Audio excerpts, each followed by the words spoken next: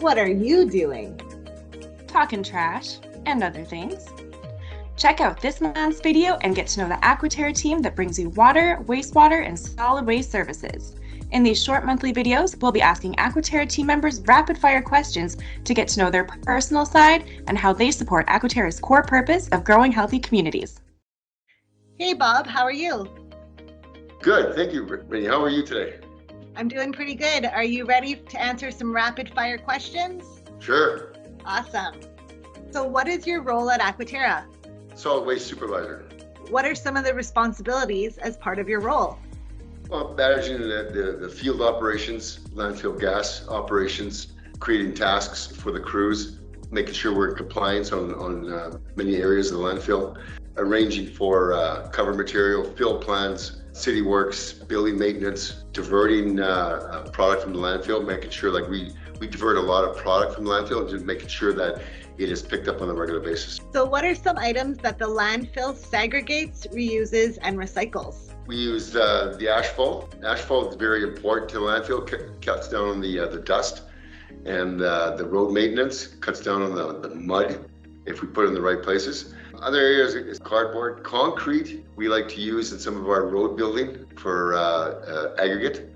It comes in very handy, especially on some of the back roads in the landfill. Electronic waste we divert. It goes down to Edmonton, gets broken up in there. Fluorescent tubes, metal. It's a new program that we started here that we're supplying metal to a local business, and we create some revenue off of it. So it covers some of the cost of the product and the handling of the product. Propane tanks, we supply that to local businesses.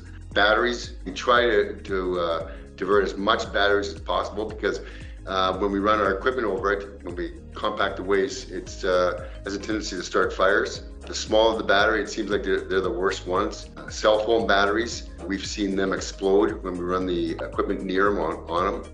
And I've seen front load truck catch on fire because it turned out that the batteries left in a toy, D-sized batteries, got crushed. The liquid ran out and then it reacted to other chemicals and started a fire. Fires and batteries are very bad, so it's one of our greatest issues with working at the landfill. So are you more productive in the morning or at night? To see the morning, Britt, the wife gets up quite early. She has to be at work by 6 o'clock, so I'm ready to go for it. When the minute she leaves at 5:30 in the morning, I'm usually already heading to work. Morning person, by all means. So what's your favorite thing about working at the landfill? The solid waste industry is changing. New things are being looked at again or being created for the solid waste. Waste energy has changed over the years. We have a landfill gas system that we just took over on ourselves, and we're producing electricity, pushing gas over to the treatment plant, and they're creating electricity for the operations of the plant. Diverting waste from the landfill. We support local businesses. We have metal that we supply to a local business. We divert propane tanks and batteries. They all go to supporting local businesses. Provincially, we send a lot of product out to the Edmonton area. Plastic, tires go down to Edmonton. Cardboard, fluorescent tubes. We divert the gases, and at the Eco Center, we destroy the gases as we break up the propane, the tubes. That's just a few steps. We're looking at other ways.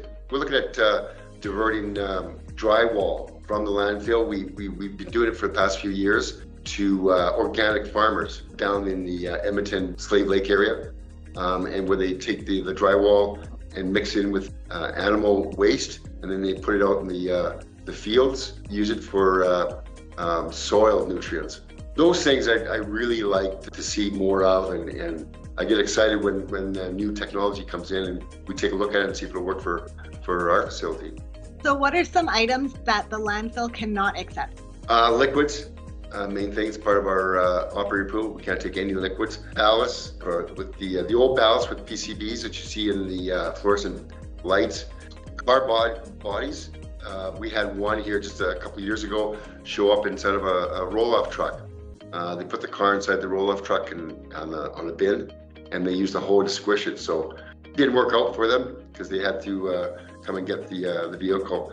Hazardous waste, oils, we don't take any of those. We divert that to the, if we can, to the eco center, or get the customers to take it to another facility here in town.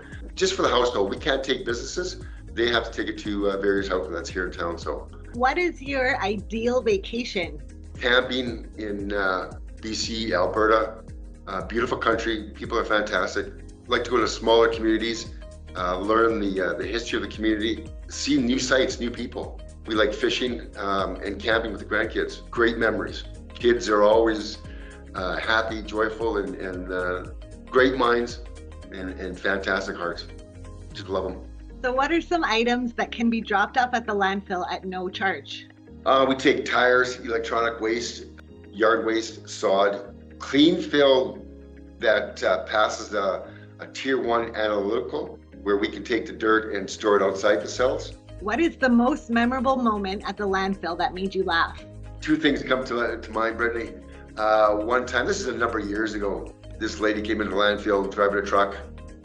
Back was all full of garbage, wasn't sorted very well, but she requested to go to the public face, and the public face is out in the one of the cells. And at that time is at the top of the landfill, very close to the active face with all the commercial. She got out and she was wearing high heel shoes, removing the product, and it was muddy up there. So we ended up helping her, but she didn't have an idea how bad the landfill will be. Even though we offered for her to go down to the transfer station, she still refused and wanted to go up into the public face. So that one was quite funny. Another one was a guy rode his bicycle to the landfill and disposed of it, and they walked home. Paid for it. So that was quite comical. What song best defines your generation? I think the one song that always seems to bring the best out of people and get them to sing along and bring back memories is American Pie. I've heard that song so many times, and I've heard it with small groups of people or large at parties, but everybody seems to start singing that song, and they start talking about when they first heard it or the last time they heard it, what kind of memory that song brought them. So American Pie. Can you describe some of the key environmental benefits of the Bioreactor landfill gas to energy project? The landfill gas reduces the greenhouse gases. The bioreactor would also produce more gases, but we were able to capture it and create energy, electricity. Bioreactor, when we turn them on, it'll promote decomposition of the waste. We can go back into those cells and put more garbage on top of the existing waste stream. So that's very beneficial on the footprint of the landfill. So we keep on reusing that area. And if you could do that, you're saving yourself a lot of time and money in the long run. Air quality and the smells from the landfill. Once we start covering up the landfill and start circulating that leachate, we reduce the smells of the landfill quite a bit. So do you have any hobbies? No. When I was raising my boys, I build models or get them into scouts or soccer, just keeping the kids busy. Now that I'm older, I just like tinkering with things around the house, working with wood and whatnot, but no real hobbies. What does safety in the workplace mean to you? Creating a safety culture for the staff and for the customers and contractors, making sure that when they come to our facility that they won't get hurt, and we show them the dangers working at our facility, but also remind them that safety just doesn't start and end at work. You could take those same habits and take them to and use them at home, not get hurt, create some good habits for other people in your family. So it kind of spreads out that way. Staying on top of safety programs is key, and this Aquaterra does a fantastic job on the safety in the company. It really promotes input from the staff and contractors, and really watches out for everybody and making sure that we can eliminate any future dangerous incidences make it a great place to work. So what do you think is a good way to give back to your community? We support the community environmentally, what we do at Aquaterra with our water, wastewater, DC operations, and especially the landfill, decreasing the greenhouse gases, creating a renewable energy, but also being a part of the community. And we have a bottle donation program we've been running for a number of years, and we give it to various different charities, supply waste bins, support Folk Fest, the street performers. Another one that we've been supporting for a number of years is the dunes cleanup. We take that waste in, no charge for the county and for the Grand Prairie area. Showing the community that if we could do it here in Grand Prairie, we also can do it in other communities that we service. But we're just one little company here in homegrown in Grand Prairie. If we can do it, it'll just entice others in the community to do the same and look towards us recognition and guidance. What is something you wish customers knew more about at the landfill? That the landfill does get muddy when it rains. The landfill is not a dump. It's a waste management facility. We have about 32 landfill gas wells that were extracting the methane to create energy for the treatment plant. I believe on one of our websites it says it's equivalent to about 14,000 homes.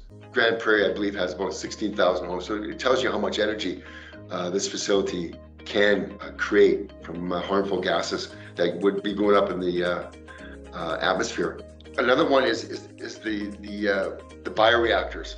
Not too many people know that we were one of the first facilities in northern Canada. There's one other place in Quebec, but we were the most northerly one in Canada to start laying the plans out and designing a bioreactor. So when we get to top of waste, when we fill the cell up, we can start circulating the leachate, get back that airspace that we're using up, improve the air quality, and promote the decomposition of the waste and create a renewable energy. Showing people that when they put out those 2 or 3 bags of garbage every week, that it's not going to a hole, it's not going to a dump, it's going to a management facility, and we'll do something with it. Pretty cool, and that's pretty important for the community to know that. Well, thank you so much for your time today, Bob. We really appreciate getting to know you a little bit better and a little bit more what you do at Aquaterra. Okay, well, thank you very much, Brittany, for inviting me. You have a nice day.